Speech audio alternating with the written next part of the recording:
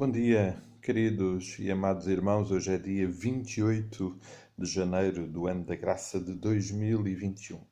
É uma alegria poder novamente começar o dia refletindo na palavra e partilhando com os irmãos essa reflexão.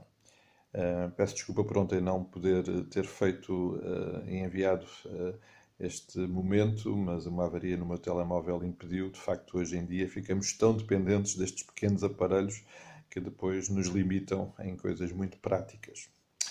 Mas voltando ao texto de Tiago, eu queria hoje partilhar com os irmãos um aspecto que, embora tenha mencionado no domingo, não o aprofundei, mas não queria deixar de o referir de uma forma um pouquinho mais detalhada. No versículo 14 do capítulo 5 de Tiago, que consideramos, diz o seguinte, e nós lemos no domingo: está alguém entre vós doente, chame os presbíteros da igreja e estes façam oração sobre ele, ungindo-o com óleo em nome do Senhor. Eu queria partilhar com os irmãos um pouco sobre este assunto, a unção, e estes são dois assuntos que estão interligados, e o papel, a intervenção dos líderes, dos presbíteros da igreja, também na oração e nestes processos de intervenção espiritual sobre a vida dos necessitados. Alguém dizia, aliás, muitos têm dito e registado que este é provavelmente um dos versículos que mais controvérsia tem causado ao longo dos últimos séculos da vida da Igreja. A interpretação, a aplicação prática deste versículo tem gerado inúmeras dificuldades e inúmeras interpretações e muita discussão e muitas práticas tão diferentes e dispares, mas não gostaria de passar pelo texto sem partilhar alguns aspectos então com os irmãos. O Antigo Testamento está recheado de momentos e de referências à unção com óleo. Era executado em momentos de consagração de reis, em curas. Há muitos momentos e muitos registros. Essas unções, esse ato de ungir tinham basicamente duas funções.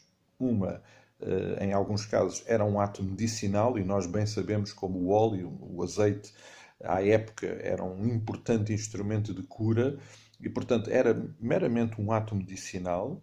Mas também há a unção como um ato simbólico e de simbolismo espiritual e de fé também presente. No Novo Testamento nós só temos duas referências à unção. Esta de Tiago, neste versículo, tal como nos é apresentado, e também temos em Marcos capítulo 6, versículo 13, quando está registado que os discípulos expulsavam muitos demónios e ungiam muitos enfermos com óleo e os curavam. Temos apenas estas duas referências a este ato. E por isso a questão que tem vindo ao longo dos tempos é saber como lidar com este facto e com este ato. Em nenhum dos textos está referido se o óleo usado tem objetivos medicinais ou cerimoniais, simbólicos. E, portanto, logo à partida teremos essa dificuldade em definir esse facto. A verdade é que, obviamente, na Igreja primitiva e nos séculos seguintes, a unção com fins medicinais continuou a ser uma prática necessária, e depois associou-se a isso também então o ato cerimonial. A partir dali do século IX, começou a instituir-se a prática daquilo que veio mais tarde a ser definido como a extrema unção.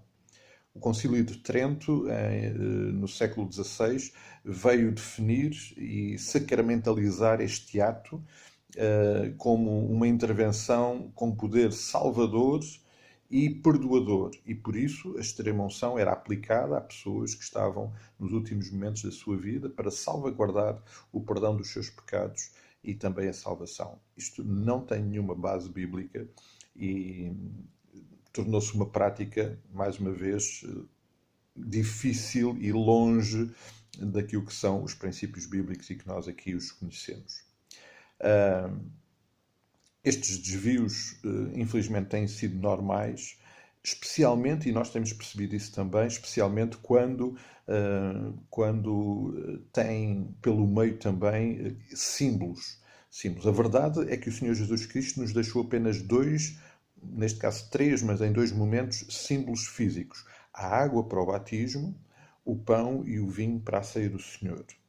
Não foi instituído nenhum mandamento que incluísse a unção, e ela de facto é apresentada na Bíblia como então atos medicinais e também atos cerimoniais e de simbologia de fé.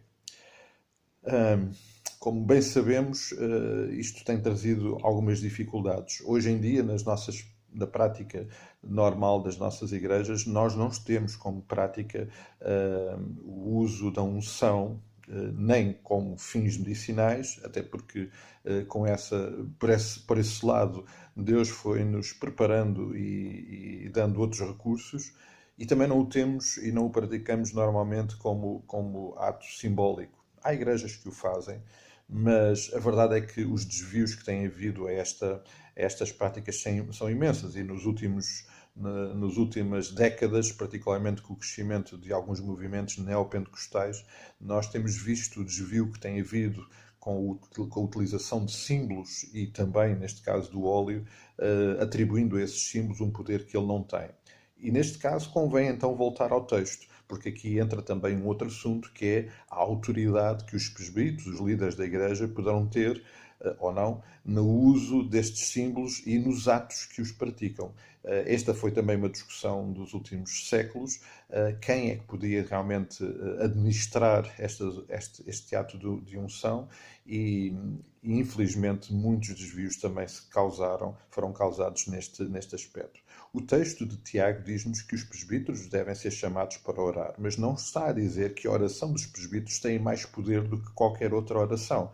Nós olhamos para este texto e percebemos que esta é uma forma de a liderança da Igreja também estar envolvida no processo e na vida da Igreja, dos seus membros e nas suas dificuldades. O poder está na oração, uma oração de fé, uma fé que tem sido desenvolvida ao longo da carta de Tiago, fundada e sustentada em Cristo.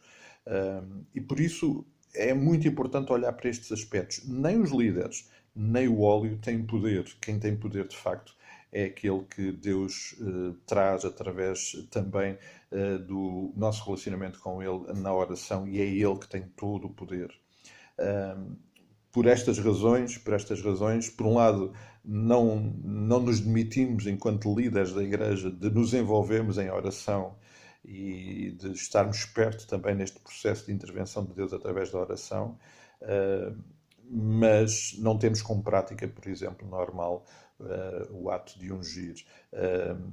A verdade é que estas práticas, quando desviadas do seu sentido e da sua originalidade e da sua autenticidade, têm trazido mais prejuízo do que benefício. Mas é importante aqui lembrar, e era isso que eu queria terminar lembrando, o poder está de facto em Deus, e a oração como um movimento, como uma intervenção, como uma relação entre nós e aquele que tem poder, e por essa via Deus agir também em poder sobre as nossas vidas, incluindo também a nossa vida de oração, nesse processo de intervenção absolutamente soberano, poderoso, que pode fazer todas as coisas e que obviamente não está dependente nem de líderes. Aliás, o texto é claro mais à frente quando diz que nós devemos orar uns pelos outros. Esta é uma responsabilidade de todos. Mas, obviamente, também lembramos que Deus tem dado dons e talentos à Igreja e também através das lideranças, com toda a certeza e naturalmente, mas o poder de facto está na oração, e é esse que nós devemos desenvolver e investir na nossa vida. E essa é a grande exortação de Tiago nesta carta e neste texto, nesta parte particular da carta. Amados, mais uma vez, tentando e procurando que o nosso coração esteja absolutamente focado naquilo que é essencial e tendo disponibilidade para entender estas práticas e estas dificuldades que também surgem na nossa relação com Deus, e às vezes também através de alguns textos. Oro para que, de facto, o Espírito do Senhor nos ilumine, nos dirija, que Ele possa continuar a agir em nós e através de nós também na nossa vida de oração. E a Ele toda a honra, toda a glória, porque Ele sim tem todo o poder e toda a autoridade. Então vamos pôr em prática esta realidade. Vamos orar uns pelos outros, porque a oração da fé tem realmente muito poder e pode agir e intervir na nossa vida quando nós nos sintonizamos em oração com o Pai. O impacto é absolutamente extraordinário. Lembrando aqueles que continuam a lidar com dificuldades de saúde, vamos também ser gratos porque o Senhor nos tem cuidado, sustentado em dias tão difíceis, que continuamos a clamar ao Senhor para que, de facto, Ele possa intervir sobrenaturalmente. Ficamos por aqui hoje. Um forte abraço, um resto de dia muito abençoado e até amanhã, se o Senhor assim o permitir.